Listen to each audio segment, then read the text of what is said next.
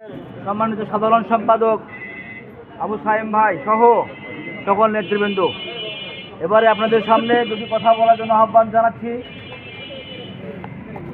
বাগমারা উপজেলা কৃষক দলের যুগ্ম আহ্বায়ক উজ্জ্বল হোসেন উজ্জ্বল ভাইকে কিছু বলার জন্য আহ্বান জানাচ্ছি। বসেন তো বসেন।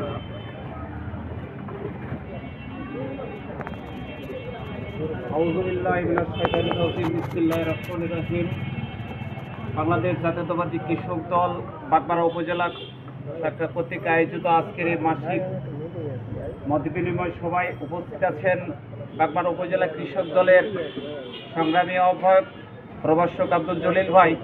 এখানে উপস্থিত আছেন বাগমারা উপজেলা কৃষক দলের সংগ্রামী সদস্য সচিব জনাব শহীদুল ইসলাম শহীদুল ভাই সহ সিনিয়র যুগ্ম আহ্বায়ক আমার বন্ধুবার মোস্তফা কামাল, যুগ্ম আহ্বায়ক থানার মাস্টার জিল্লুর রহমান, যুগ্ম আহ্বায়ক বন্ধুবার সাজিদুর রহমান সহ বিভিন্ন ইউনিয়ন থেকে আগত সকল সভাপতি নেতৃবৃন্দ সকলকে জানাই আমার অন্তর্গত থেকে সালাম।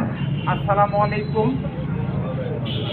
প্রিয় ভাইরা আমার, এখন সারা বাংলাদেশে যে রাজনীতি শুরু হয়েছে, এই রাজনীতির আমেজ কিন্তু বাগমারা তো পড়েছে, কিন্তু আমার দৃষ্টিকোণ থেকে